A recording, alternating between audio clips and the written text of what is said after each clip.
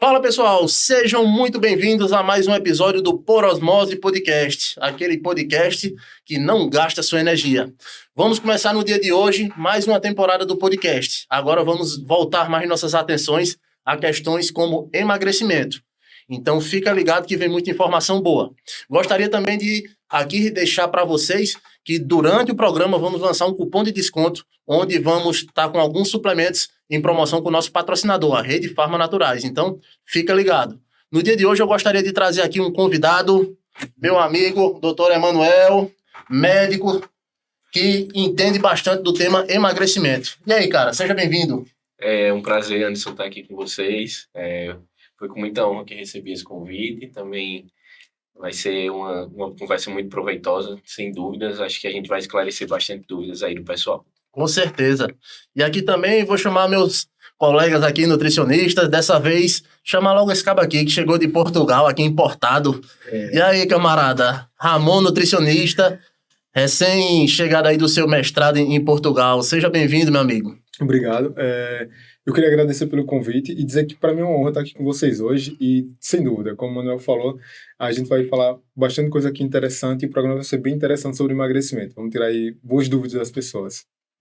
E também ele que já veio em outra oportunidade, doutor Eli aí, nutricionista. Vamos E aí? falar de fruta possivelmente. Caramba, tu gosta, né? Aqui, mas que seja uma conversa bem proveitosa. Pois é, vamos embora. Então, pessoal, nosso tema aqui é voltado a questões de emagrecimento. É um tema bem pertinente, que está em alta e que as pessoas, de certa maneira, têm um entendimento, vamos dizer, meio que... como é que eu posso dizer? Um entendimento conturbado, não. É um distorcido sobre emagrecimento. Exatamente. As pessoas não têm uma noção muito interessante sobre como fazer uma periodização de emagrecimento consistente, que ela consiga manter seu peso e sempre evoluir. E a mídia não colabora, né? A gente vê nas mídias informações completamente distorcidas que tem mais o intuito de vender do que propriamente dar a solução para resolver de vez os problemas do paciente. Então, a gente falando aqui sobre emagrecimento, o que é que seria um processo de emagrecimento? Quem começa essa daí? Pode ser eu. Vamos embora? Vou começar no fácil. Vamos lá. O emagrecimento é quando o indivíduo ele perde gordura. Tem que distinguir isso aí. Baixar peso não obrigatoriamente é emagrecimento. Então, isso é o que acontece muito em dietas bem restritas. As pessoas acreditam que está emagrecendo bastante e quando vai ver, perdeu também tecido muscular, a quantidade de líquido que baixou bastante, porque está baixando glicogênio, né, que é a reserva de energia, e tem aquela de queda de peso. Então, emagrecimento é perder gordura. Simples. Gordura. Sim. Acho que o emagrecimento, todas as vezes que me perguntam para mim, o que seria emagrecimento, além de perder gordura, acho que é uma das partes principais, até aí você envolver uma mudança na sua mentalidade. Então, assim, desde que você mude a sua mentalidade, provavelmente você vai conseguir atingir o seu objetivo. Então, eu acho que no emagrecimento, principalmente quando a gente busca uma consulta com nutricionista, com médico, a gente busca mudar a mentalidade. Aí, a partir que a gente muda a mentalidade, a gente vai provavelmente atingir o que a gente espera. É como a gente sempre conversa, e estava conversando aqui no instante, números de balança normalmente não significam nada, né? Então, assim, o que a gente busca é que o paciente realmente ele perca gordura e que ele busque uma mudança na sua mentalidade. Aí a gente vai ver que o emagrecimento realmente fez efeito. Para ser eficiente na questão de emagrecimento, é interessante a pessoa saber que vai ter que ter paciência, né? Não é um processo que acontece da noite para o dia. E como bem citou aqui, Manuel, a gente vê pessoas emagrecendo o corpo, mas a mente continua a mesma coisa. Essa semana eu tive a satisfação de conhecer dois novos pacientes aí, pós-bariátricos há um tempo, mas que nos relatos dessas pessoas, pegaram o período ali da pandemia, pós-bariátrica, e elas quase estragaram a bariátrica, quase que eles viravam bariátrico de bariátrico. Então, assim, a gente tem que entender que para emagrecer vai além de você comer menos por um período de tempo e chegar naquele peso. Você tem que manter. Então, só consegue manter se tiver uma mentalidade. E eu acredito que, bom, vocês já falaram no assunto, mas só ressaltando, né?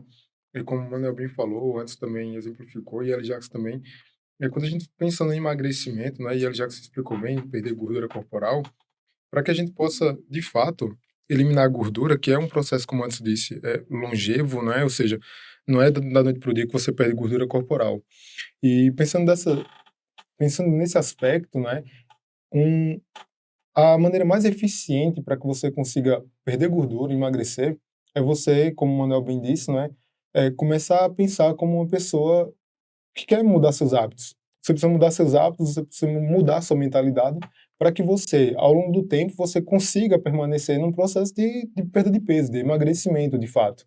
Porque se você restringe a alimentação, e eu acredito que muitos de vocês já conhecem, e nós conhecemos muitas pessoas que passam por isso, né? Eliminam calorias, como o L. Jackson disse, né? Tem uma perda de glicogênio e água muito grande, drástica, reduz seu peso na balança, mas a composição corporal permanece igual à mesma, você continua com gordura. E para isso, para que o emagrecimento seja sustentável, você precisa modificar sua mentalidade para que você possa ter longevidade nessa mudança de hábitos e conseguir seu resultado, aquilo que você deseja, que é emagrecer. Mas, Outra coisa que é bastante interessante é que quando isso acontece, que você citou, Ramon, é justamente essa mudança de mentalidade. Você vai começar a perceber que o seu corpo ele permite que você faça algumas coisas. Muitas vezes quando a gente pensa que um paciente ele está em dieta, como muitas pessoas falam, você faz dieta, as pessoas pensam que você viver de dieta é você viver comendo folhas e carne somente.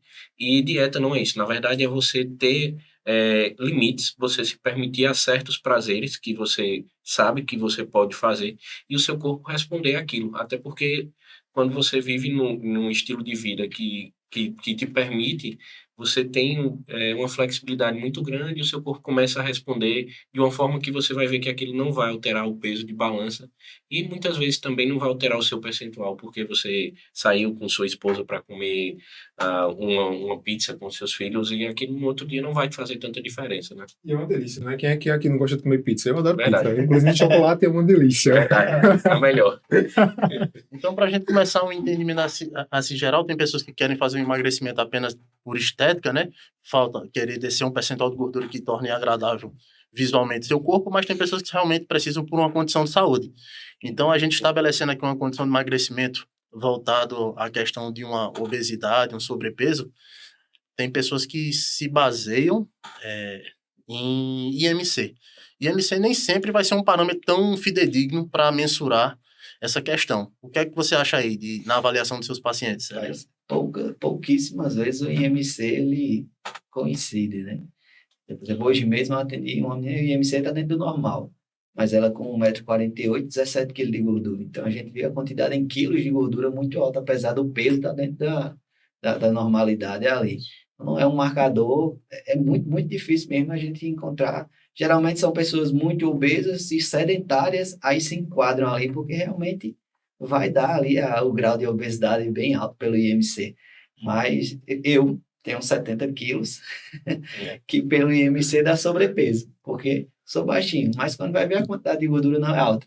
Já minha mulher ela tem 47 quilos, aí dá magreza nela, mas ela não está no estado de magreza porque a quantidade de massa muscular é boa, porque o percentual de gordura é baixinho, então é muito relativo, muito relativo. Então, já para o pessoal de casa saber, se você está em casa, às vezes tem dúvidas, está numa condição que seja saudável ou não, o IMC não é um parâmetro tão, vamos dizer, fidedigno para mensurar a sua saúde quanto à questão de peso. Então, às vezes é interessante passar por uma avaliação com um profissional, para que a pessoa consiga verificar se ela está na condição de normalidade. Ainda mais a pessoa sendo leiga, ela não vai ter uma capacidade ali de olhando ou avaliando, saber se aquele peso dela é mais massa muscular ou é mais gordura. Aí só um profissional, para o olho treinado ou com avaliação ali de equipamentos, para estar verificando isso. Numa situação de pessoas com peso mais elevado,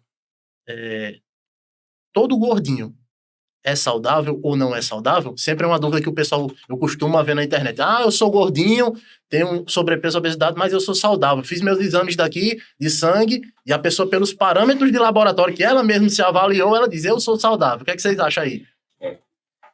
Posso começar? Veja só, essa é uma questão, basicamente, que acontece demais mesmo.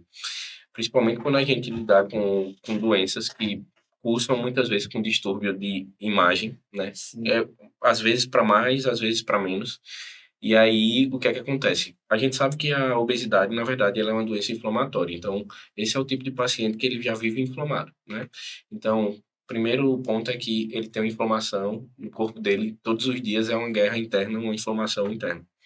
Então, os parâmetros, normalmente, os parâmetros laboratoriais, eles, muitas vezes, até porque a gente tem a obesidade cada vez em pacientes mais jovens, eles não vão estar alterados. Porém, quando a gente olha visivelmente, o índice de gordura e o índice de massa magra daquele paciente está totalmente é, fora dos parâmetros, né?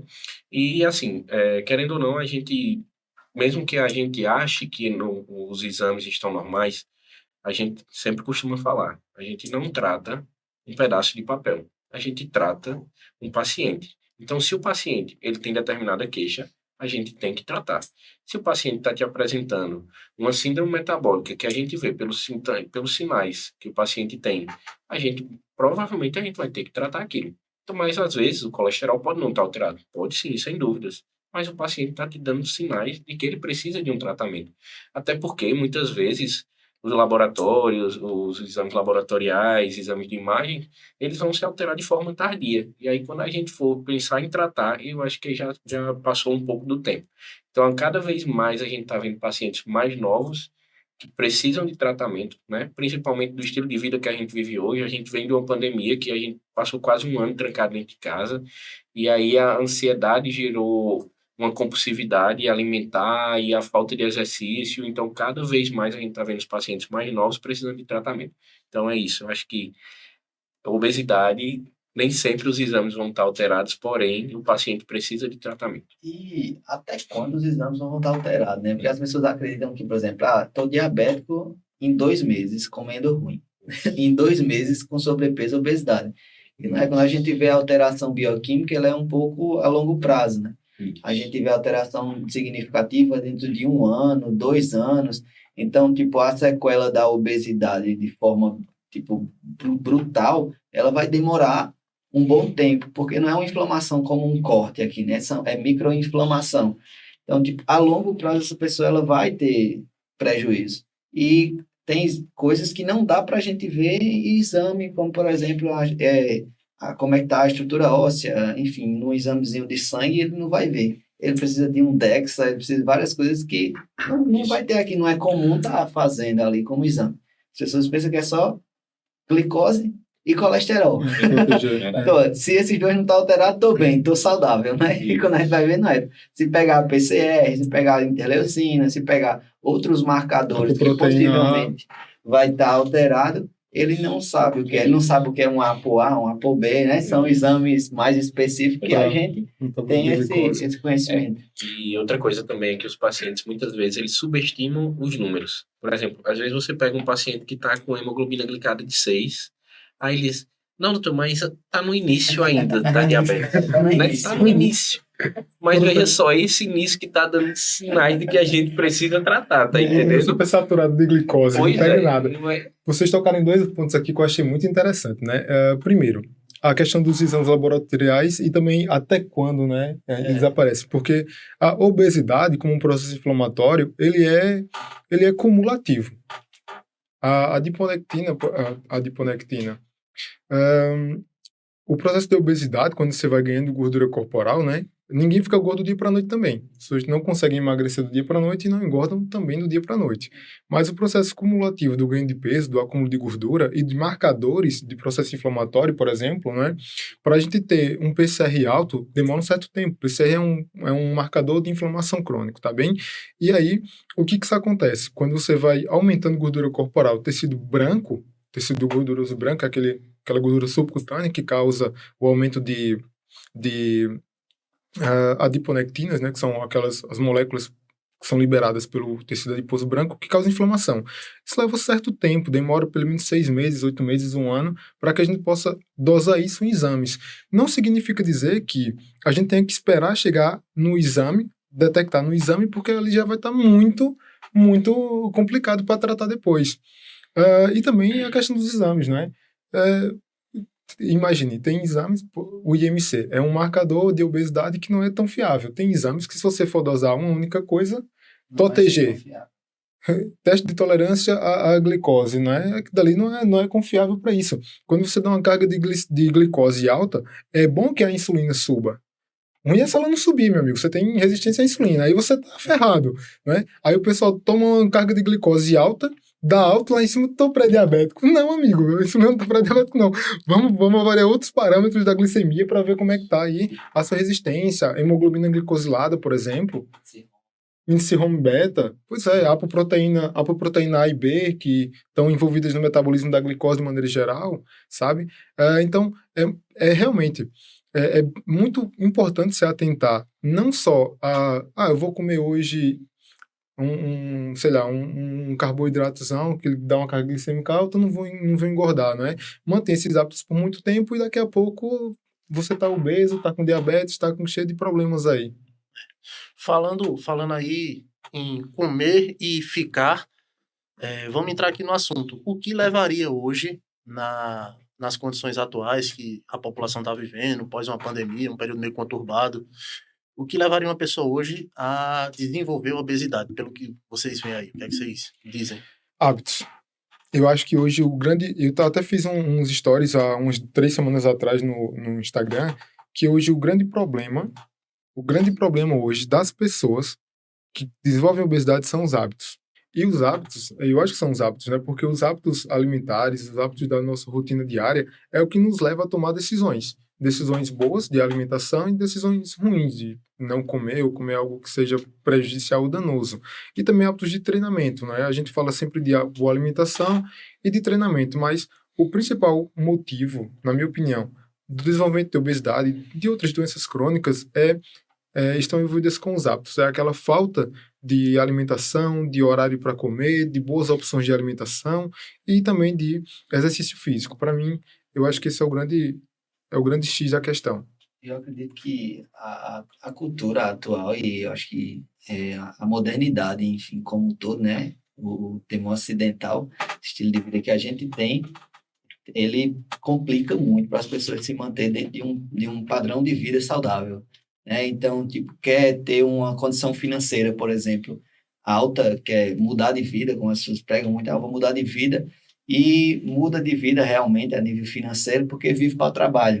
Então, hoje, no meu consultório, a maior dificuldade é inserir uma rotina saudável por conta da questão social mesmo. Então, ele trabalha de 7 da manhã até 10 horas, 11 horas da noite. Quando não, de noite, ele está lá ocupado em alguma coisa, está super estressado com as coisas que aconteceram no trabalho, está super fadigado também, então não tem disposição ali para ir treinar, e acaba que gera engloba tudo. Final de semana, usa para relaxar.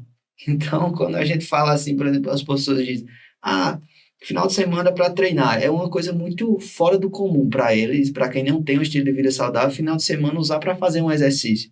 E, mas se o final de semana é o dia mais tranquilo, por que não fazer um exercício? Porque o exercício encaram também como uma coisa como uma punição, né? Eu passei a vida inteira obeso e eu estou me punindo agora treinando e comendo melhor para reduzir o peso. E não encara como uma coisa mais, tipo, eu vou fazer o exercício para relaxar, para cuidar de mim. Não, só porque é o trabalho e só trabalho, trabalho, trabalho. Então, acho que a cultura, esse estilo de vida que está bem na cultura mesmo da gente atual, é o que dificulta muito e faz as pessoas ir subindo de peso. A gente trabalha sentado, em ar-condicionado, então poucas pessoas trabalham se movimentando. A quantidade de gasto calórico é muito pequenininho e de noite não tem nem disposição para ir treinar porque está muito fadigado. Verdade. Eu acho que, puxando um pouco do que você falou, na verdade, na nossa cultura, ela estava enraizada que a obesidade era uma coisa boa. Antigamente, quando você era obeso, queria dizer que você tinha dinheiro. Não era? Na nossa história estava isso. E daí, de um tempo para cá, começou as pessoas a verem a obesidade de outra maneira, né? A verem uma forma realmente de doença. Daí, quando me perguntam o que é realmente assim, o que você acha que está envolvido com a obesidade, além de ser hábitos de cultura, eu acho que hoje a gente, quando você junta todas essas coisas, a gente vive numa sociedade muito frenética e que a gente percebe muito que as doenças, principalmente psicológicas, elas estão presentes cada vez mais. Isso faz com que as pessoas normalmente descontem na comida. A gente vê cada dia mais que os nossos pacientes, eles... Porque eu pergunto assim, o que é que te faz comer? O estresse. Eu tô estressado, eu desconto na comida. Eu te briguei com minha esposa, eu desconto na comida. Deu errado algo no trabalho, eu desconto na comida. Então a comida, a pobre da comida, estão descontando nela. E nunca é uma comida boa. Né? E nunca é uma comida boa. Pode até ser boa, mas não é saudável, né? Interessante. Mas justamente uma doença, como a gente sempre fala, é uma coisa muito multifatorial, né? São diversos fatores que alteram e que fazem o paciente chegar naquele nível que a gente observa cada vez mais os pacientes. É muito complicado, é uma doença muito multifatorial. Então, eu acho que é justamente aí que tem que entrar o nosso papel de ver onde é que o paciente está falhando, onde é que o paciente está precisando de ajuda. Né? As pessoas não sabem lidar com o sentimento negativo, né? Então, com a situação de estresse, não sabem lidar com ela e por ser muito persistente, né? Todo dia trabalha, enfim, aquela corrida louca e paga conta, só que vai pagar conta e tal. Então, desconta por não saber lidar com aquela situação. Vai dar prazer? Vai, comer é prazeroso, né? E quando a comida é bem palatável, é mais prazeroso ainda. Então, por isso a pizza no final do dia. Acredito que todo mundo concorda. O horário que as pessoas mais fazem na dieta, de noite. É à noite. A partir das 4 horas da tarde ali. É de noite, porque é a recompensa ali, né? Conseguir vencer mais um dia. Vou me premiar. Comida. Aturei meu chefe chato. Aturei meus alunos ali. Isso. Sem dúvida. E assim vai. Quanto a que vocês disseram, realmente, é o padrão alimentar, como o Ramon falou, a questão do estabelecimento ali do sistema de recompensas, que a gente geralmente atribui as recompensas através de comida. Estressou, eu me estressei, mereço uma coisa legal. Fiz uma coisa boa, mereço uma coisa legal. E esse legal, ele entra através de alimentação. E a maioria da alimentação é alimentação palatável. E tudo que é palatável vai ter o quê? Excesso de carboidrato e gordura, ou os dois, né? Porque geralmente na natureza a gente não encontra um alimento que seja rico em carboidrato e gordura ao mesmo tempo. Na indústria não, ela consegue fazer um alimento ter muito carboidrato, açúcar e muita gordura ao mesmo tempo. Então é o que vai bugar ali o sistema da saboroso. gente. É o que é a nossa famosa pizza. É verdade. Vocês falaram uma coisa interessante, eu até queria voltar nisso, porque assim, quando a gente para analisar a obesidade, né, como a gente falou, a gente viu, é multifatorial a obesidade, né? Ou seja, ela é causada por diversas coisas diferentes. E a maioria das pessoas, né, tentam simplificar tanto o emagrecimento e a obesidade, não é? Porque assim, eu vou comer mais calorias, vou engordar. Não é só isso. Eu vou tirar calorias, vou emagrecer. Também não funciona por aí, né? A gente tem anos aí de prática clínica e diversos outros profissionais que a gente percebe, né? Em consultório, na nossa prática clínica, que todos nós, eu acho que já passamos por isso, né? Que a gente já percebeu há muitos anos que cortar calorias não resolve o problema de perder peso. A gente tocar num ponto importante. Fala aí. A genética. As pessoas dizem muito, né? Meu metabolismo é lento. Pronto, isso é de praxe. Engordou é porque o metabolismo é lento. Nem sempre é. E às vezes tem uma predisposição genética, assim. Do jeito que tem as outras doenças, tudinho tem predisposição genética, né? Tem uma maior expressão de genes específicos que vai desenvolver ali, por exemplo, uma hipercolesterolemia familiar. A obesidade também tem, a gente quando vai ver a genética, tem uma certa influência. Mas isso não quer dizer que a pessoa tiver um estilo de vida saudável, ela vai permanecer gorda, né? Aí geralmente é aquela pessoa que é sedentária, aí junta a genética dela, o metabolismo que não é tão bom, ela não faz nada para mudar aquilo e vai ser realmente um obeso morto, porque juntou os dois. Eu sou... Desculpa, pode falar. Eu sou um pouco crítico a essa questão da genética, né? Porque, assim, você chega para treinar, aí o pessoal diz assim, tu ficou forte, é genética. Né? É genética. Não, tu ficou gordo, é genética, né? Genética. Tudo é genética. Não, pelo amor de Deus, não. Faço dieta há não sei quantos anos. Não é dieta, não pode ser, porque é genética. Eu treino todos os dias. Não, tu não tá forte porque tu treina, é porque é genética. Tu tá obeso porque tu come pizza todo dia. Não, é genética. E outra coisa também que, assim, que contrapõe é que provavelmente o seu metabolismo tá lento porque você tá obeso, né? Não é que seu metabolismo é Muito lento. bom, é Provavelmente verdade. o seu metabolismo É está verdade. lento porque você está obeso. Como é que você quer ter um metabolismo acelerado se você não come vitaminas, minerais e elementos traços, meu amigo? Sei lá. Não tem como. Falando nisso aí que vocês falaram tudinho, realmente o pessoal fala metabolismo tudo, mas para o pessoal entender, a gente tem alguns gastos. Quais são os quatro gastos que a gente tem? Taxa metabólica basal, que é o mais consistente na maioria das pessoas. Atividade física, Fator térmico dos alimentos, que quando você come, você gasta uma energia para digerir, onde as proteínas acabam produzindo um fator térmico mais elevado e ajudando, mas que ainda é pequeno. É exercício físico. E o outro que é o fator não exercício físico, que é o gasto com as outras atividades do dia a dia, varrer, subir escada, andar. Andei. Que, na verdade, é muito considerável, mas as pessoas param para observar só o quê? Eu vou estimar minha taxa metabólica basal, para ter uma noçãozinha, mais ou menos vou pegar um reloginho e dizer ali quanto é que gasta meu Whey Pod ali, que vai estar super estimado, não vai estar batendo com real. E o cara desconsidera o que ele gasta, cara, no dia a dia. Mas sabe o que é foda disso aí? Que a galera não dá valor a isso. Porque o cara às vezes gasta muita energia, tipo, subindo escadas, se deslocando, trabalhando, e às vezes o cara tem um gasto até massa, legal, fora exercício. Aí o cara vai, às vezes, diz, não, só vou emagrecer se eu entrar numa rotina de exercício, academia. Aí o cara entra na academia, só que tá cansado na academia, parou de fazer os gastos que ele tinha antes. Subir a escada, vou de elevador agora. Tá mais cansado pra ir um percurso que ele ia a pé, agora vai de carro. Então, ele tinha um gasto legal, mas ao colocar outro gasto, ele não aguentou sustentar tudo. Então, bagunçou. Isso, e isso é interessante, porque dependendo do seu tipo de trabalho, às vezes você gasta muito mais do que quem vive dentro de uma academia. Com certeza. Eu lembro que na nossa época de estudante, lá aqui no Hospital de Trauma de Campina Grande, meus amigos chegaram a medir quanto andava dentro para evoluir os pacientes na época da cirurgia. Teve um amigo meu que em um dia ele andou 3,8 quilômetros, eu acho, lá dentro. Então, assim, e fora que ele subia a escada, porque lá tem o primeiro andar, descia. Então, se você for contar aquilo, e aqui basicamente já conta como um exercício aeróbico, né? Sim, se for Se ele contabilizar. põe em jejum, já foi o cargo em jejum. Que ele fez. Quando eu dava aula com o preceptor também, eu contava. Eu contava e era nesse...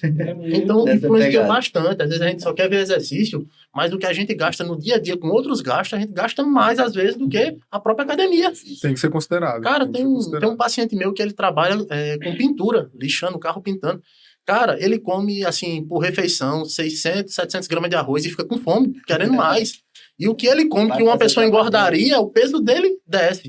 Aí a pessoa vai querer tratar ele como uma pessoa na condição normal? Não. Não dá. Existe essa Acho que diferença. essa aí acho que vocês chegaram a ver que já surgiram alguns memes que uma pessoa que trabalha como pedreiro, todo forte, todo dividido, o cara que tá dentro da academia não chega nem perto. Porém, é o tipo de trabalho que o cara tem, pegando peso, aí andando pro lado pro outro. Então, aquela pessoa necessita de uma quantidade de nutrientes muito maior do que uma pessoa que vive trabalhando sentada na frente do computador e aí só vai na academia e faz exercício uma vez no dia. Diferente. Isso é que a gente tem que realmente levar em conta. Interessante. E outra coisa, a gente falou sobre isso agora, né, em questão de calorias e tudo mais. Tu falou do teu paciente, né, que gasta muitas calorias, né, come muito, para uma pessoa normal engordaria. Mas olha só, tem uma paciente, né, que come muito pouco, né, todos nós aqui já tivemos pacientes assim, né, que faz uma restrição, estagna, né, e depois a gente tem que damos um superávit calórico para tentar quebrar aquele platô, não é? E a gente coloca para comer coisas mais calóricas. Coloquei um paciente meu para comer doce de goiaba com bolacha creme crack, que inclusive, é muito gostosinho, mas não faça isso se você não tiver de dieta. E ela, Ramon, mas eu não vou engordar, não. Aí vamos ativar o seu metabolismo de novo, porque você precisa de calorias para queimar mais calorias, e depois a gente reajusta. Às vezes a gente tem que fazer esse tipo de coisa, porque as pessoas acham que desconsideram o gasto calórico, né? Desconsideram o que gastam diariamente, não contabilizam isso, e o metabolismo dela, por restrição alimentar, acaba não funcionando muito bem também. Também tem esse fator também. As pessoas têm que se atentar mais a isso. Restrições às vezes severas, elas modulam respostas metabólicas e hormonais que induzem o corpo a querer gastar cada vez menos e deixar o indivíduo muitas vezes indisposto. Exatamente. Né? Que no caso do indivíduo obeso, a gente tem que ter cuidado com a indução dele ao emagrecimento, que é onde a gente vai chegar agora. A gente falou que tem 4 formas de gasto de energia, que as principais ali a gente está na taxa metabólica basal, o gasto no exercício é considerável, em algumas pessoas a gente vai ter que colocar exercício porque o cara é sedentário, e para o cara engordar ele tem que fazer o quê? Conseguir superar tudo isso que ele gasta e comer mais calorias. Então, para que a pessoa engorde, ela tem que comer mais do que ela gasta, beleza. Aí o negócio a maioria das pessoas engordam porque elas não têm uma noção de quanto gasta, de quanto ela consome. Geralmente elas superestimam o que ela gasta, acha que gasta muito, e subestimam o que ela come, acha que é muito. Não sei se é comum com vocês isso aí. E a pessoa acaba engordando dizendo, mas eu como tão pouco, só que o pouco que ela come é de alimentos hiperpalatáveis e industrializados, que tem o quê? Gordura e açúcar em excesso. Rapaz, essa semana eu fui ver a tabela, vou até fazer um vídeo recheadinho, parece, uns biscoito recheado que tem. Vem 8 unidades só. E todo mundo consegue comer 8 unidades daquilo ali com uma certa facilidade. Aí eu fui olhar, aí tinha a tabela nutricional só de 2 unidades, que você não precisa nem partir do meio para mastigar, bota inteiro na boca tão pequenininho. Dava a quantidade de calorias de um pão, ou seja, um pacotinho eram 4 pães. Que eu digo, qualquer criança come esse pacotinho com uma certa facilidade. Eu fiquei muito impressionado mesmo. Guardei lá a embalagem. Tá lá a embalagem para eu fazer. E é isso, né? As pessoas comem isso aí achando que é pouco alimento, realmente a quantidade pequena. Só que é muito calórico, densidade muito alta, né? Muito e acaba engordando com facilidade. Rapaz, como tu falou, né? O nosso corpo, ele tá sempre trabalhando para nos emagrecer. Né? O corpo, ele tenta sempre trabalhar dentro da homeostase. Para você engordar, para engordar, você tem que prejudicar muito o seu corpo. Você tem que dar uma lapada no seu corpo, meu amigo, durante todo o dia, toda hora, porque o corpo tem vários sistemas de queima de energia e ajuste corporal para você não engordar. Você conseguiu uma façanha de engordar, a pessoa diz assim, engordar é fácil. Não, não é, meu amigo. Você tem que se esforçar muito para engordar seu corpo. Eu falo justamente isso também aos pacientes, é que o nosso corpo ele é muito inteligente. Porque o que é que acontece? Ele sabe que provavelmente o que acontece com a água. Se você bebe pouca água, aí as pessoas pensam, vai desidratar. Não, às vezes acontece o contrário. O paciente vai ficar retendo água. Porque o corpo ele é tão esperto que ele vai dizer assim, olha, eu vou reter porque daqui a pouco eu vou precisar. Então, aí daqui a pouco ele vai precisar porque você não está tomando água. Então, uma das melhores formas da gente acabar com a retenção, como é que é? Tomando muita água. Porque aí o nosso corpo vai perceber, então, eu não preciso mais sustentar essa água dentro de mim. Vou começar a expulsar água. Então, o que acontece com tudo dentro do nosso corpo? Ele é muito inteligente. É um negócio altamente programado, não é? Que qualquer ajuste ele consegue fazer ajustes finos que normalmente uma máquina não conseguiria fazer, né? O nosso corpo é muito inteligente. Trabalha em prol de um equilíbrio, né? Isso. Para sair desse equilíbrio, você tem que fugir um pouco a mais do que o normal. É igual a água, por exemplo. Se ficar sem tomar água, você não vai ficar sempre retido. Então, vai chegar uma hora que vai desidratar. Mas aí em que ponto, né? Isso. Quando ele já tiver consumido bem pouquinho mesmo. Do mesmo jeito é o peso. Ele vai comer uma quantidade de calorias a mais, o corpo vai se ajustando ali, mas tem uma hora que calorias a mais que não dá, o corpo não vai sair compensando sempre e gastando mais calorias sempre. Exatamente. Ele vai conseguir dar um superávit alto e o corpo vai ter que acumular a gordurinha. E não só a questão das calorias, né? A qualidade também. Porque imagina, tem gente que pessoas acham que falar que ser polêmico, né? Dieta cetogênica, né? O pessoal tem um percentual de gordura alto, né? E quer emagrecer.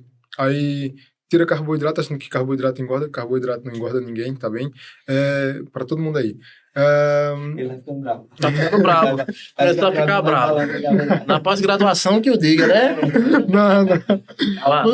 Aí tira carboidrato, mete gordura com valor calórico altíssimo e gordura, que quando é digerida é triglicerídeos na corrente sanguínea.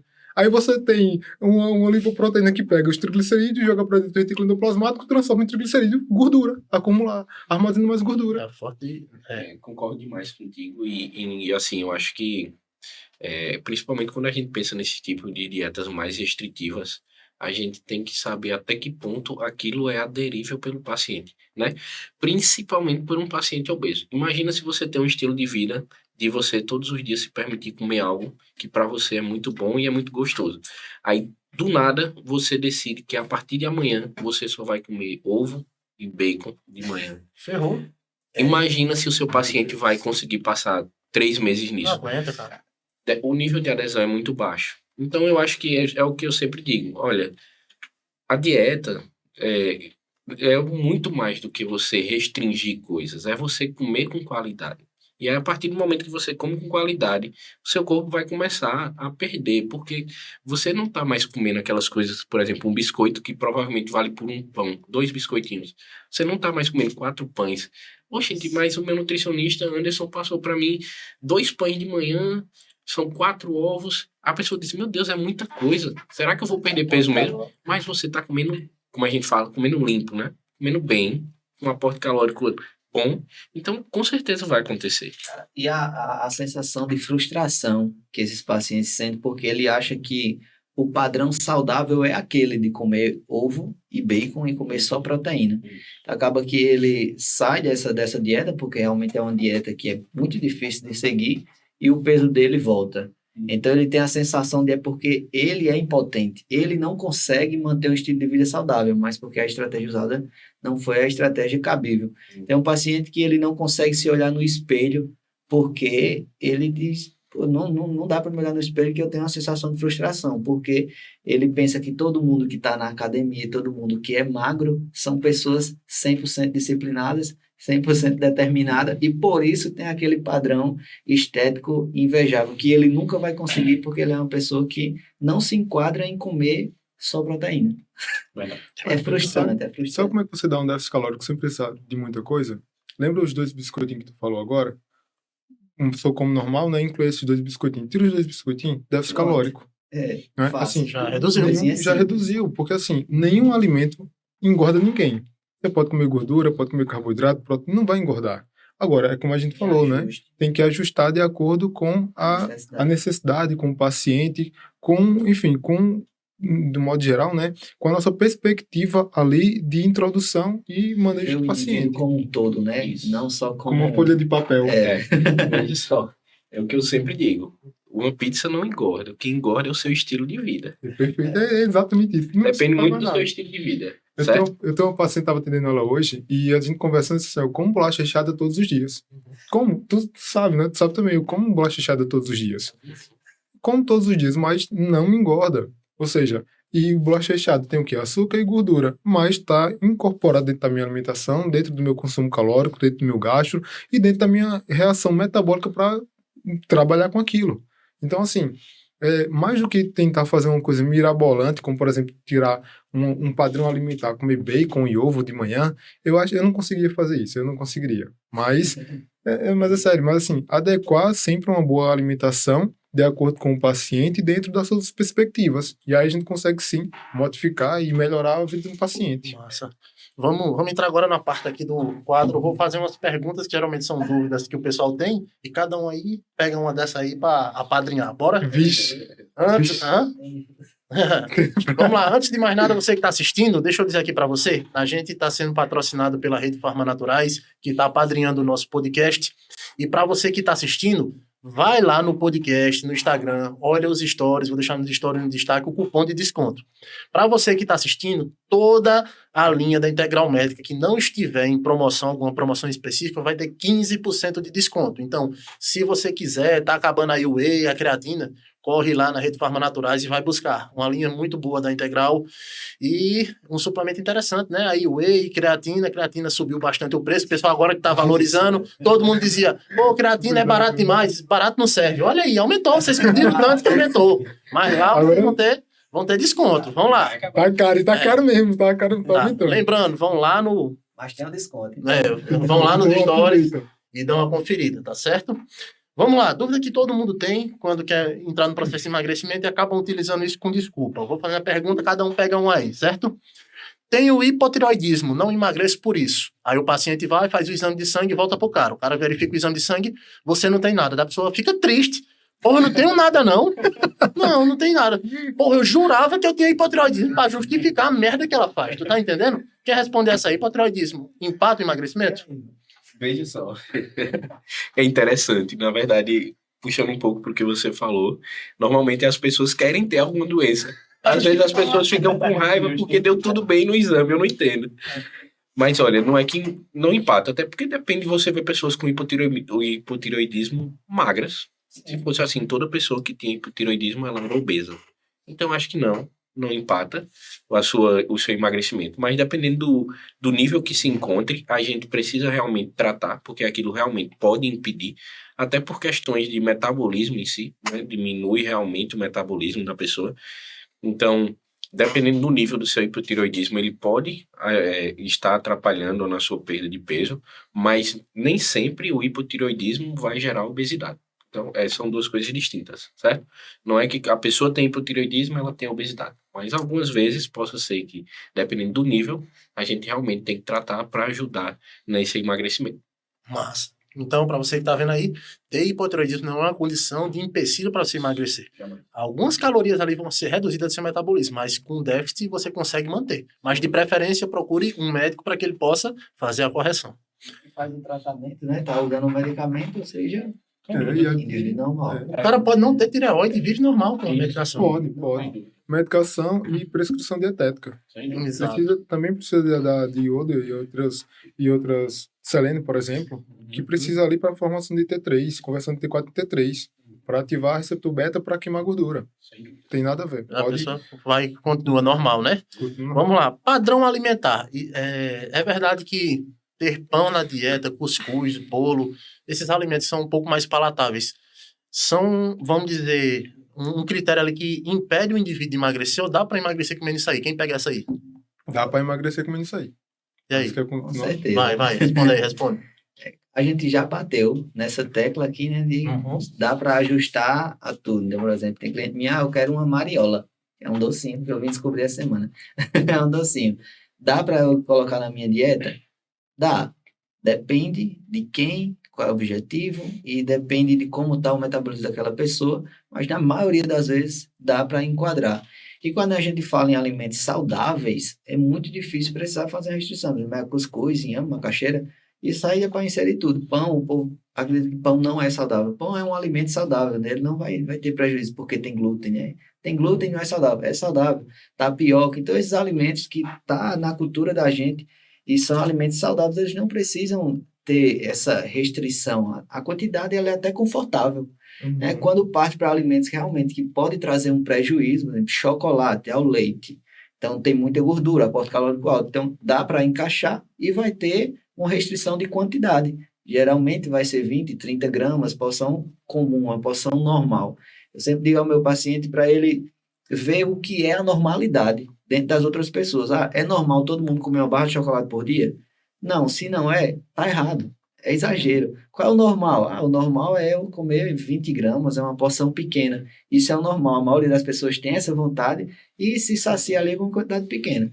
Então, calórica, dá para encaixar estando dentro da quantidade de calorias diária e contabilizar a quantidade de carboidrato por dia, proteína por dia, tudo adequado para a necessidade do indivíduo, que vai ser variável de uma pessoa para outra. Pessoa mais pesada, pessoa mais pesada vai poder comer um pouquinho mais, de maneira menos, e assim. Mas sabendo, diga assim, rapidinho, só mais sabendo que colocou esse alimento, você está no processo de emagrecer, você vai tirar outra coisa para isso entrar. Então, isso vai lhe dar saciedade? Não, então coloca uma coisa que sacie mais. Exatamente. Pronto, hoje eu fiz isso, a cliente perguntou assim, vai dar para colocar um chocolate? Eu disse para dar, eu vou ter que tirar essa porçãozinha aqui do arroz, X, não lembro a quantidade lá. Aí ela disse, então não quero não. Eu digo, então pronto.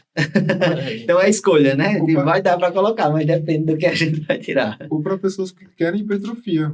Por exemplo, eu tenho uma paciente que ela trabalha muito o dia inteiro e não tem tempo para comer. E minha grande dificuldade é colocar ela para bater calorias. E aí ela tem um hábitozinho de comer chocolate 60%. Olha, coloquei o chocolate, deixei o chocolate, coloquei doce de goiaba, enfim. E ela disse, olha, mas eu vou comer isso, o que você come hoje? Não chega nem em 70% que você tem que consumir para ter hipertrofia. E na verdade, quando a gente fala de estudos, né, provavelmente vocês viram esse estudo também da JAMA, que mostra quando comparava o déficit calórico com outros tipos de dietas mais restritivas, né, por exemplo, dieta cetogênica, dieta low carb, o déficit calórico ele se mostra normalmente eficaz como os outros tipos de dieta. Então, o que a gente precisa realmente é um déficit calórico. Independente do que a gente coma, é um cuscuz, é um pão, a gente tem que, se o paciente está pensando em emagrecimento, a gente tem que atingir um déficit calórico. Perfeito. Eu queria só fazer uma colocação aqui, né? A gente vê os padrões de alimentação, esse estudo que você citou, mas a única de todos eles, o único que é dieta é déficit calórico, tá bem? O resto é tudo Estratégia.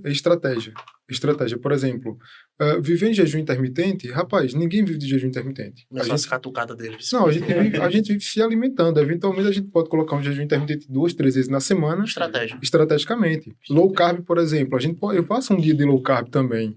Outro dia um high carb, outro dia um carb moderado. Então, assim, são estratégias. E podem ser usadas, e devem ser usadas por todo mundo, de acordo com a prescrição dietética, de acordo com o planejamento bem elaborado. Porque fazer jejum intermitente de 24 horas todo dia ninguém faz. Não é verdade? Isso é Aproveita e estratégia. responda aí. Ele começou a responder, você termina a responder, que é a dúvida das pessoas. Existe um modelo de dieta que emagreça mais do que o outro? Não Responda, existe Ramon. nenhum modelo de dieta que emagreça mais do que o outro. Pronto. Tudo tem que ser ajustado para cada pessoa. Porque o que funciona para mim não funciona para Anderson enfim, etc. Tem que ser ajustado para cada pessoa. Hoje em dia menos, mas antigamente o pessoal mandava mensagem para marcar consulta e dizia: você é nutricionista que trabalha com low carb? Você trabalha com... Vai se lascar, porra! Há 4 anos atrás. Cara, é tipo, você é nutricionista low carb, se for, você é bom. Você é nutricionista cetogênico... Tem especialização para nutricionista low carb? Não tem. Agora, e é importante que o pessoal de casa saiba, que a gente fala assim meio no tom de brincadeira, ironicamente, para que você entenda que você pode muito bem, dentro da sua rotina, organizar ela de maneira que você não tire alimentos que já são da sua rotina, desde que eles não estejam prejudicando, e que você consiga ter uma longevidade. Se você já faz isso por um tempo, adequando quantidade, você vai passar muito mais tempo fazendo. O principal nisso aí é acabar com as desculpas, né? As pessoas criam muita desculpa para perda de peso. É que eu não tenho tempo para me alimentar bem. Não, eu como fora de casa, eu não consigo me alimentar bem. Não, eu como no trabalho, eu não consigo. Depende. Em todo lugar que você vai comer, tem arroz, tem feijão, tem carne, tem salada. Se você tiver isso, não é? O básico é muito fácil de encontrar. É muito fácil. Exatamente, né? tem para todo mundo. E também tirar a desculpa da genética. A genética também é outra desculpa, mas é a desculpa mais utilizada. Acontece demais. Porque assim, é onde eles podem despejar toda assim, qualquer desculpa, não é? E a genética nunca vai ser. Enfim, é a genética. Então, estamos aqui acabando com desculpas. Por isso que eu estou respondendo dessa maneira, para que a pessoa possa assistir isso aí e ela saiba disso. Outra coisa. Alguns profissionais, algumas pessoas do meio citam que, pegando estudos aí, né, estudos ou informações deturpadas aí, que comer frutose engorda e causa cirrose. Mas vamos tentar explicar para que o pessoal de casa entenda que frutose é essa que é relatada, o que é que causa, que frutas não tem essa quantidade gigantesca de frutose que possa causar um prejuízo. Vai, responde aí, doutor Fruta. Doutor Fruta. Eu tô olhando para ele, que é para ele. É ele mesmo. É para você. É você. É para você. Esse estudo que o povo pega, né? É frutose, não é a fruta, é a frutose em si. Ele pegou a quantidade alta de frutose e aplica em rato. Industrializada, né? Então a dose vai ser muito alta do carboidrato, não é por conta de ser a frutose, é por ser o carboidrato, a quantidade excessiva, a carga muito alta. Então pode trazer problemas metabólicos como o excesso de calorias. Então o excesso de caloria, de carboidrato, de gordura de qualquer um, vai trazer os prejuízos que lá aparecem. Mas aí pegaram isso como que fosse uma coisa específica da frutose e principalmente trazendo para as frutas, que aí é um problema gigante. Por quê? As frutas, como eu sempre falo, né? Não se abra, não, fala sério. Carga antioxidante gigante, enfim, é a principal, eu acredito, não, é a principal fonte de antioxidante da nossa dieta, né? Não são, mais uma vez, os alimentos que mais têm antioxidante, mas por questão de carga de consumo diário, ela vai ser a principal ali. Quantidade de vitamina gigante, quantidade de fibra gigante. E toda a alimentação saudável ela é baseada nisso. Fibra e nutrientes, composto bioativo, vitaminas, minerais e fibra. Então, se a alimentação ela não tem fruta, como já peguei várias pessoas, né, por questão de ter a frutose, essa alimentação ela não está saudável. Então, a alimentação pobre, né? E o aporte calórico das frutas muito pequeno, muito pequeno. Se a gente pega um mamão mesmo, 200 gramas de mamão com 60 calorias, o que é isso? O que é isso, né? 600 gramas de melancia, mais de meio quilo de melancia. Os benefícios que vai trazer, né? Microbiologicamente falando. Não é nada, entendeu? Então, se tem pouco caloria, é porque tem pouco carboidrato. É porque tem pouca frutose. Então, de onde tiraram que tem muito, né? De onde tiraram que tem que tirar? Não sei. Sim, bora lá. Calorias vazias. Eu queria só acrescentar aqui uma coisinha que tu falou. Da frutose, né? Primeiro, esses estudos em rato, olha o modelo que estão alastrando, né? Não tem nada a ver com humano, isso não se estende. Depois, quer ver problema desenvolvido por falta de consumo de fruta? Doenças metabólicas a nível de bioenergética celular e intestinal. Tire fruta, você vai ter doença intestinal, você vai ter complicações gastrointestinais e doenças metabólicas na bioenergética celular. Aliás, para mitocôndria queimar, só tem um lugar que queima gordura no seu organismo. Se chama cadeia transportadora de elétrons, depois beta-oxidação. Se você não tem vitaminas para atuar ali, coenzima Q10, ubiquinona, você não tem processo de queima de gordura. Então, é necessário sim comer fruta, ter carga de frutas e de vitaminas para sanar esses problemas. O grande problema é que às vezes os estudos eles querem ajudar os interesses de alguém. Então, muitas vezes a gente vai ver um estudo, então a gente tem que pelo menos tentar filtrar o que é que realmente naquele estudo ali tem de aproveitar, que a gente possa aproveitar. E quando a gente pensa no estudo que é feito em rato, a gente não vai fazer algo em rato num humano. Principalmente quando a gente fala de dieta, de reposição hormonal, de qualquer coisa. Imagina um estudo que tem de reposição hormonal em ratos, aí você faz em um humano e provavelmente se der errado, aí a pessoa vai lá na justiça, aí você vai mostrar ao juiz, não, tá aqui, fizeram um estudo em um rato. Imagina. E o cabo era um rato? O cabo era um rato, pô. Inclusive, estudos como esse da frutose nunca será feito em humanos. Porque tem uma coisa chamada assim, código de ética. Não vai. Nunca vai permitir. Vamos lá. A palatabilidade da dieta fica outra, né? Quase todo mundo gosta muito de fruta. Então, chegar e retirar a fruta, a palatabilidade da dieta vai lá para baixo, porque é a fruta bem docinha, que o povo gosta do sabor doce, e aí é onde a gente faz a festa. Calorias vazias que entram na alimentação. Aí, fontes de calorias vazias, por que estão vazias assim? Porque o pessoal às vezes come um alimento, mas por que eu não posso beber final de semana? Por que eu não posso comer esse alimento aqui que tem muito açúcar? Por quê? Porque ele não vai agregar nada. Nutrientes. Ter caloria que vira energia, mas aquela energia vai ser juntada para virar gordura. E como tu já falou, esse sistema de recompensa, que a gente fala, né? Imagina como um Doritos, calorias vazias. Me engorda, literalmente me engorda Doritos, mas sinaliza lá o meu sistema nervoso central é um sistema de recompensa. Ou seja, se eu estiver me alimentando bem e comer, por exemplo, um sorvete agora, meu sistema de recompensa vai ficar ativo. Depois vai ser mais difícil eu recusar o sorvete novamente. Então, vou ter novamente vontade de comer, vou causar talvez uma descompulsão alimentar devido a esse sistema de recompensa. Massa. Outra coisa aí que as pessoas tenta emagrecer de toda maneira, não conseguir. Provavelmente a pessoa tem toda maneira inadequada. Só para a pessoa entender, no começo a gente falou de composição corporal. Quando a gente vê alguns modelos de estratégia, não é dieta, estratégia, em que o indivíduo faz restrições muito acentuadas, nas primeiras 1 a 2 semanas, ele perde muito peso. Por que, já que ele perde muito peso? É pela desidratação, né? Desidratação não digo que o indivíduo está desidratado, né? Pela perda de líquido. O indivíduo perde líquido, né? Está baixando glicogênio, porque ele estava comendo muito, baixou, perdeu glicogênio, então volume intestinal também é reduzido. Então tudo isso vai reduzindo, não obrigatoriamente ele está reduzindo muita gordura, né? Porque a gordura é pelo déficit, que vai conseguir lá dar por dia. Mas é líquido mesmo, está perdendo líquido. Isso tem muita relação, se você vê em dietas com muito baixo carboidrato. Geralmente baixa mais peso inicialmente. Por que baixa mais peso? Porque a quantidade de água que desprende é maior, porque o carboidrato em si, ele segura líquido. Então, quando baixou o carboidrato, vai expelir mais líquido que o normal. Às vezes baixa sódio também, e acaba que vai baixando mais líquido ainda. Então, a pessoa vai perdendo mais líquido, o peso vai caindo mais. Às vezes é viável fazer isso durante 2 semanas, enfim, 3 semanas, só para aquele paciente ele se empolgar, vamos dizer assim, e depois coloca, tendo um déficit normal, volta a dieta para o mesmo déficit, porém mudando a estratégia, colocando a dieta com carboidrato um pouco mais alto.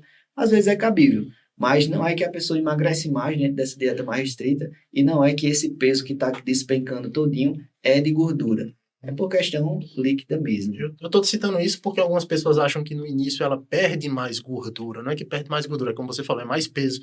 E é interessante ela saber que esse peso é limitado porque ela não vai permanecer sempre perdendo esse líquido. Então ela tem que entender que depois de um tempo, ali passou 1 mês, 2, a perda de peso dela vai ser reduzida, né? E acontece muito com os pacientes de perder peso, tipo 3 quilos na primeira semana. Aí acontece de, no final de semana, ter a gente tá no período festivo, aí vai numa festa, come um negócio diferente, quando é na segunda-feira, meu Deus, ganhei 4 quilos. Mas entenda, você não tinha perdido peso, você tinha perdido líquido. Exatamente. É o que as pessoas confundem, é a perda de líquido, é a retenção hídrica com a perda de peso. Ficam muito frustradas em se pesar em horários diferentes, horários distintos, né? Se pesa de manhã, De noite. tá um peso, se pesa de noite. Engordei, aí acordei mais magro, acordei mais gordo, então fica sempre naquela ideia de que o peso ele está sendo o parâmetro se está emagrecendo ou está engordando. É frustrante, Isso. viu? É frustrante, não fique se pesando não. Verdade. Liberte-se da balança, né? Porque a balança às vezes é uma inimiga para quem não sabe utilizar da maneira correta. E Eu ninguém, sempre... ninguém engorda também do dia para a noite e ninguém emagrece. Isso. Você ganhar gordura também leva um E tempo. principalmente a gente que trabalha com os mais diversos tipos de paciente, a gente sabe que a balança não significa nada. É o que a gente começou conversando aqui hoje, justamente sobre o MC. Muitas vezes a gente trabalha com paciente, quando a gente vê a pessoa tá obesidade grau 1, mas o cara tem 8% de gordura, 50 quilos de massa, mas o IMC não quer dizer nada sobre ele, né? Então, assim, a gente não tem que trabalhar com balança. A gente trabalha com números, com percentual de gordura, para a gente ver como é que realmente a composição corporal daquele paciente se encontra. Hoje, Sem dúvidas. Faz muitos anos que eu já não uso esses parâmetros. Eu nem Esses me lembro mais de parâmetros. IMC. Verdade. Não lembro como faz. De verdade, nem pego o peso. Porque assim, a gente trabalha muito mais com feeling, né? Sim, sim. Então o feeling é que vai nos direcionar. E, Sim. claro, né, o resto da anamnese, o resto da nossa avaliação com o paciente, as queixas, os sinais clínicos, principalmente, por exemplo, eu gosto muito de avaliar exames laboratoriais, né? Sim. E gosto muito de avaliar os sinais clínicos. E a partir deles dois, e da minha avaliação física, né, que eu sou um pouco criterioso na minha avaliação física, Sim. porque gosto, querendo ou não, todo mundo que nos procura um pouco por estética, né? Sim. E a estética reflete também a condição ali interna do nosso paciente. Sim. Então, para mim, esses 3 parâmetros, análise de exames laboratoriais bioquímicos, avaliação física e análise de sinais e sintomas dos meus pacientes, para mim, é aí que eu trabalho, é em cima dessas 3 coisas que eu trabalho. É o meu tripé de atendimento. Só para o pessoal entender em casa, que às vezes a conta não fecha, a pessoa não consegue fechar a conta direito. Para a pessoa entender, para eu perder 1 quilo de gordura, tem que gastar quantas calorias de exercício? Aproximadamente, arredondando. 9 mil, mais de 9 mil, porque tem a taxa metabólica de vida, Pronto. tem que gastar mais de 9 mil Exato. dentro do exercício.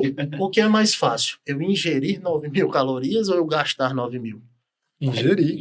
Ingerir é mais fácil, mas para mim também vai ser difícil. Com certeza. E é Porque difícil. o pessoal em casa tem que entender o porquê é difícil. Porque todo dia você está se alimentando mais. Você não está vivendo só de déficit. Você se alimenta. Então, quando a gente calcula a dieta da pessoa, a gente está imaginando que você gasta, exemplo, 2.000 calorias. E a gente vai deixar ali para você, vamos dizer, 1.700, 1.600 calorias para devagarinho você ir perdendo. Por que a gente não acentua demais? Porque pode ser contraprodutivo. Você pode perder o rendimento e lá na frente você pode desistir e acabar ganhando esse peso de forma mais abrupta. Então a gente vai baixando gradativamente para que você continue progredindo. Então é interessante. Vamos supor que você perde 400 calorias por dia. Só que tu tem ali um saldo, uma dívida tua ali de 100.000 calorias. Imagina tu perder 100.000 calorias gastando 400 por dia. Aí o cara, se você for extremamente regrado, um dia a conta bate e chega, beleza. Mas o problema é que as pessoas perdem 400, quando chega no final de semana, ela coloca para dentro uma sobra de 2.000 calorias, 1.500 calorias, e é aí que tá o grande problema. Por isso que as pessoas às vezes sofrem, porque elas sofrem a semana toda, chuta o balde no final de semana e diz, então eu não vou ter vida. Eu saí uma vez no final de semana e engordei tudo de novo. Não vale a pena fazer dieta. Eu acho que uma coisa que acontece demais, principalmente com vocês que trabalham com a nutrição em si do paciente, é que o paciente ele começa a dieta, aí já pergunta assim, eu posso ter o dia do lixo? Não precisa nem começar. Que na verdade... Olha o dia do lixo, você coloca O dia quando? do lixo é quando, na verdade, você vem vivendo no lixo durante 2 anos e você ainda quer outro dia do lixo. Tem calma. Saia do lixo primeiro. Saia do lixo. Me ajude. Primeiro, exatamente isso. Justamente isso. Isso acontece demais. Vamos lá, para a gente ir pegando nos pontos finais aí. Farmacologicamente falando, tem pessoas que se prendem à utilização de medicamentos para emagrecimento. Medicamentos fazem um milagre ou a pessoa mesmo assim tem que estar focada e fazer dieta? Jamais. Veja só. Isso é uma questão que é básica, muito discutida hoje em dia. O poder das medicações quando a gente usa no emagrecimento. como a gente tinha falado aqui há um tempinho atrás, na verdade, hoje o emagrecimento e a obesidade, ela é uma doença multifatorial. Então, algumas vezes, realmente, a gente precisa tratar, certo? Não sempre, mas a gente precisa tratar. Um paciente que tem ansiedade, tem um paciente que tem compulsividade, que muitas vezes é de difícil controle, a gente precisa tratar. Mas a obesidade, ela não está obrigatoriamente de forma que você precisa usar uma medicação para emagrecer. Eu sou prova viva disso. Eu perdi 24 quilos e na época eu não tinha condições de tomar uma medicação. Então eu cheguei a mostrar a Anderson, É gordinho. hoje é meu nutricionista. É gordinho. E aí ele fez assim, é sério que é você? Mas era. Mas assim, e na época eu não tinha condições. O que é que eu fiz? Eu tentei mudar o meu estilo de vida. Eu tinha uma ansiedade, que a minha ansiedade levou a não querer ir muito para minha casa, e a minha forma era ir mais para academia. Foi quando eu conheci a academia. Então aí eu fiz o quê? Rapaz, já que eu não quero ir para minha casa, então eu vou 2 vezes na academia para gastar tempo. Quando eu for para casa já é à noite. E aí a academia era na faculdade, eu ia para a academia no intervalo das aulas, porque normalmente eu tinha aula de manhã e à tarde, e eu não precisei de medicação. Hoje, conhecendo as medicações, provavelmente uma delas seria válida para mim, com certeza. Iria me ajudar, né? Mas eu não está atrelado ao processo de emagrecimento. Mas o que acontece muitas vezes é que a medicação também vai ajudar naquele paciente que a gente vê que ele precisa de um estímulo. Tipo assim, tem alguns pacientes que eles vão para a academia e às vezes vai naquele e não vê um resultado. E a gente sabe que nós somos feitos de resultados. Muitas vezes um resultado vai estimular com que a gente siga, principalmente uma dieta, principalmente ir na academia. E você, imagina, você faz uma dieta que com 3 semanas você não vê o resultado. Eu não vou mais seguir. Qual é o estímulo que está me dando? Isso acontece demais. Então, muitas vezes, a medicação pode servir como aquele estímulo inicial para você realmente mudar de vida. E aí você vai perceber que você não precisa de medicação nenhuma. É justamente o que os pacientes sempre perguntam. Doutor, até quando eu vou usar isso? Tipo, uma medicação que ele precisa utilizar. Eu disse, olha, a partir do momento que você mudar o seu estilo de vida, mudar o seu pensamento, adeus medicação. Simples. Então, às vezes, só se você mudar o seu estilo de vida, você não vai precisar de nada. Então, a medicação não é tudo. Medicação não é tudo. A gente tratando a obesidade, não está tratando a doença, está tratando o indivíduo. Isso. E tratando o indivíduo como um todo, nem sempre ele vai conseguir, sem um medicamento, ali, ter uma melhoria na ansiedade dele, só com a psicologia, enfim. E eu vejo muito o medicamento como uma porta de entrada, igual ele falou aí. Uma muleta inicial. Isso, como uma muleta, né? Como um suporte ali, que não é obrigado para todo mundo. Então, tem gente que acha que o medicamento vai emagrecer, então exclui também a obrigatoriedade do exercício, que acaba sendo errôneo. E tem também aqueles que têm uma resistência gigante em consumir o medicamento, né? Mas também não consegue se inserir dentro do estilo de vida saudável por conta dos outros fatores. Então, ela quer, mas não consegue, porque os outros fatores fazem com que ela tenha uma estabilidade emocional, né? Ela não consegue ali se manter dentro de um padrão e também não quer o medicamento. Tem uma pessoa que passa 1 ano de acompanhamento, não consegue fazer nada e é super resistente. Então, a gente nem pode ser 8, nem 80. Tem algumas pessoas que vai ser viável aplicar e tem algumas pessoas que esperam que o medicamento vá fazer ela emagrecer, que é onde está o problema. E aí acaba que as pessoas terminam se frustrando, porque muitas vezes o tratamento da obesidade em si é um tratamento muito caro. E as medicações que a gente tem hoje são medicações caras. Então, muitas vezes, para uma pessoa que não tem condições, a pessoa diz assim, será que então eu não tenho condições de comprar essa medicação, então eu não vou emagrecer? Aí termina que as pessoas podem se frustrar por conta disso. Se a gente atrelar sempre ao processo de emagrecimento uma medicação, vai acontecer demais. E desistem, né? Porque assim, se não é viável para mim, não é? Eu perco minhas esperanças. Na verdade, eu acredito que a medicação, sim, ela se encaixa. Como medicação também é uma estratégia, como qualquer outra dentro de um tratamento. Isso. Tá? É assim que eu vejo. Mas medicamento nenhum emagrece ninguém. Nunca emagreceu e nunca vai emagrecer. Porque o que rege nosso emagrecimento, que é o nosso processo de engordar, são os nossos sistemas orgânicos que são mediados através dos nossos estilos de vida. É por isso que a gente bate nessa tecla, né? Estilo de vida. Porque assim, você pega um obeso e bota ele para tomar medicamento. e não cuide do resto para ver se ele emagrece, eu aposto que ele não emagrece.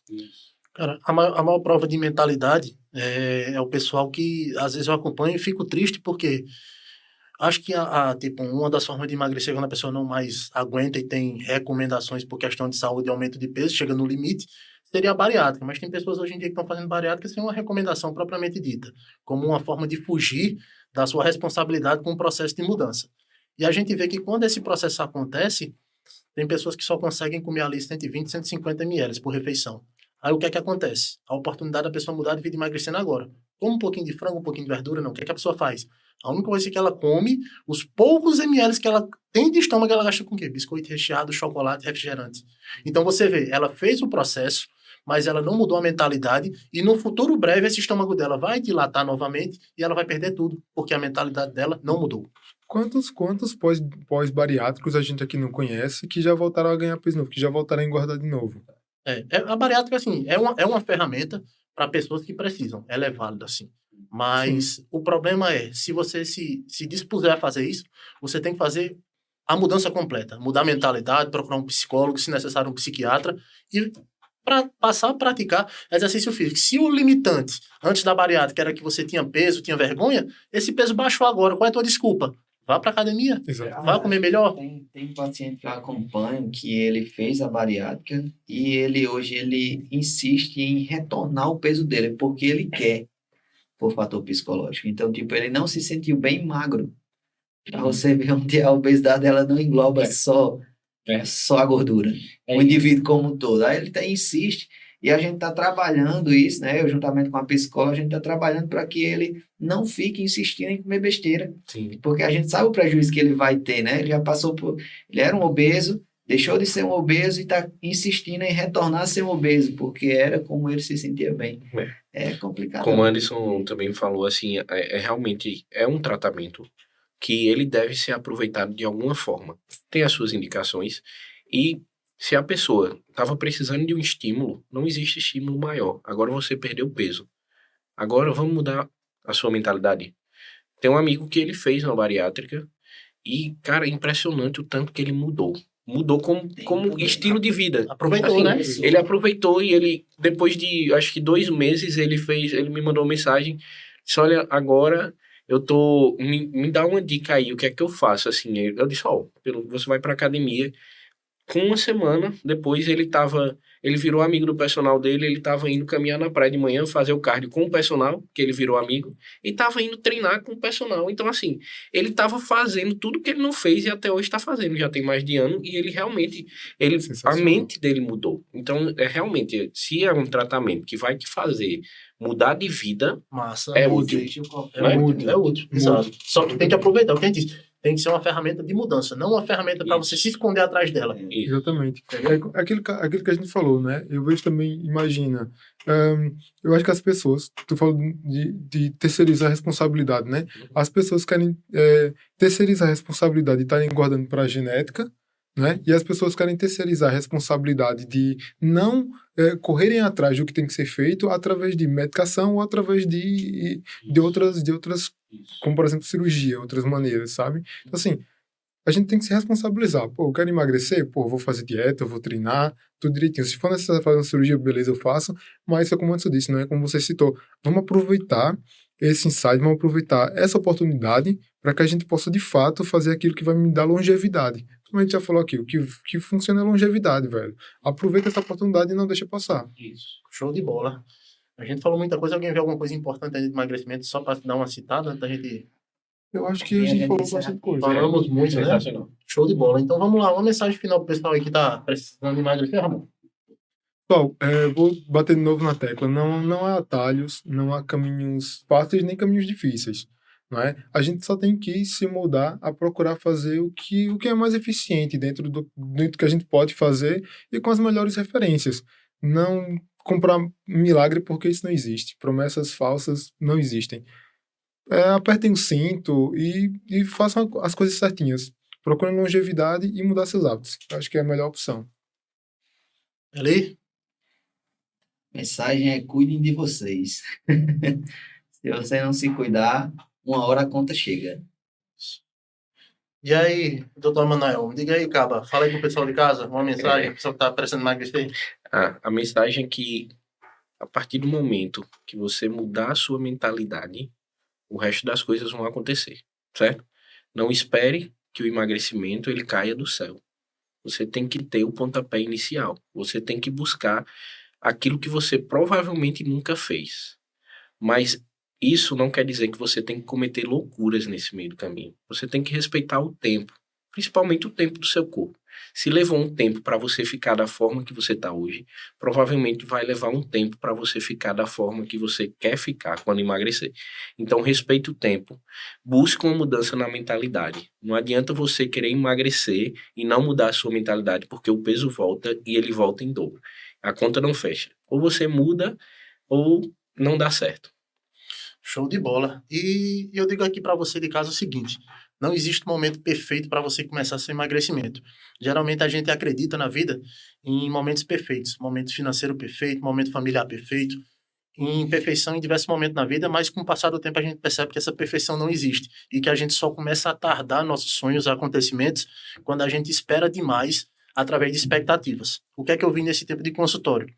Atendi pessoas desde estudantes de cursinho até graduandos em medicina, médicos formados e especialistas. O que é que eu percebi nesse pessoal? Que a pessoa, quando está ali com 15, 16 anos, é muito jovem para ter uma preocupação com seu corpo e com alimentação saudável. E está no foco do cursinho, que é a parte mais difícil. Quando ela entra na universidade, os primeiros períodos, ela diz que é muito difícil, porque a anatomia está pesada, está muito puxado, e ela não consegue ir para academia. Mas ela diz que quando for chegando mais para frente no curso, ela consegue ter um foco. Chega naquele período final do curso ali, na parte de, como é que chama, de internato, as coisas apertam, a pessoa diz, meu Deus, eu tenho que dar o foco no meu curso para terminar, agora eu não consigo, mas quando assim que eu me formar, eu vou ter tempo que eu estou ganhando dinheiro. O cara se forma, o cara vai dizer o quê? Cara, eu estou trabalhando demais. O dinheiro que ela ganhava e vivia pouquinho, ela agora não quer, ela quer ganhar mais para fazer uma gordurinha para residência. Então ela diz, quando eu passar para a residência, eu começo a treinar. Na residência ela não treina, de jeito nenhum. Então, o que é que acontece? Ela volta. Quando volta, ela volta lisa da residência. Ela diz, agora eu tenho que trabalhar para fazer meu dinheiro. Então, isso o cara saiu de 15 anos, já está batendo a casa dos 30, 35, 40, 45. Quando vê, acontece como uns médicos que eu já atendi, o cara do nada estava em pré-infarto. Só tinha 9% de passagem em uma artéria. E o que é que acontece? Teve que fazer cirurgia peito aberto. Acaba novo, 42 anos de idade. Ia perder a vida por conta de quê? Estilo de vida que levou. O que é que aconteceu depois desse susto? Ele passou a dar importância e disse, eu deveria ter me cuidado mais jovem. E é o que acontece. Deixa de reflexão para vocês. Não existe momento perfeito. Você tem que fazer a mudança no momento que você está. Não vai chegar esse momento perfeito. A exemplo disso que eu disse, as pessoas vão deixando muito para frente e só param para enxergar que deveriam ter feito uma prevenção quando não mais essa prevenção é eficiente. Então, muda o estilo de vida de onde você está. Anderson, eu sei que passou um pouquinho da minha fala já. Não, mas pode falar, gente. Vou aproveitar esse gancho que você está falando. Olha, são das adversidades que surgem as grandes histórias. Então, se você estiver esperando esse momento perfeito, provavelmente você não vai ter uma boa história. As melhores histórias surgem das adversidades. A pessoa que conseguiu superar o tempo e criou aquilo num pequeno tempo que ela tinha. Eu ouvi isso de uma pessoa e disse assim, você quer que uma pessoa faça alguma coisa, dê a quem não tem tempo. Porque se você der a quem tem tempo, provavelmente ela vai inventar uma desculpa para não fazer. Porém, uma pessoa que não tem tempo, ela já não tem tempo porque ela faz muita coisa e ela vai arrumar um tempo para fazer isso. Certo? Então, aproveita as adversidades. Então, você agarra a sua adversidade, pega ela e diz assim, cara, eu trabalho de 7 da manhã a 10 da noite, mas eu almoço de meio-dia às 2. Então, eu consigo almoçar em 20 minutos. O que é que eu faço nessa 1h40? Meu descanso vai ser na academia. Então, não há desculpa. Certo? É não ter desculpa. Aproveita o tempo, a adversidade. Se fosse para ter desculpa, cada um aqui da gente ia ter. Você que atende 10 pacientes, você que atende 20, 30, entendeu? Então, se a gente fosse pensar dessa maneira, a gente não estava aqui sentado, certo? A gente estava em outro canto. Provavelmente você, hoje, no dia que a gente está aqui, você estaria no barzinho, tomando a cerveja, aproveitando o tempo livre. E aí, não, a gente está o quê? Buscando produzir. Essa é a intenção, certo? Com certeza. Ei, segunda chamada foi? Fechou o raciocínio? Show de bola. Então, pessoal, agradeço a oportunidade aí de reunir vocês. Eu sei que é muito difícil a gente parar um tempinho da nossa rotina para dedicar principalmente a agregar conteúdo para outras pessoas. Espero que você está assistindo aí, você possa estar agregando isso para sua vida, resolva mudar. Se você mudar e quiser nos marcar no seu processo de mudança, marque, vai ser muito interessante a gente saber que esse conteúdo está contribuindo para a sua vida. Incentive nosso canal a estar sempre produzindo conteúdos. Curte, compartilha, segue nosso canal, que isso é muito importante para o crescimento e para que a gente possa estar vindo em mais programas. E é isso aí. O Por Osmose de hoje encerra por aqui. Obrigado.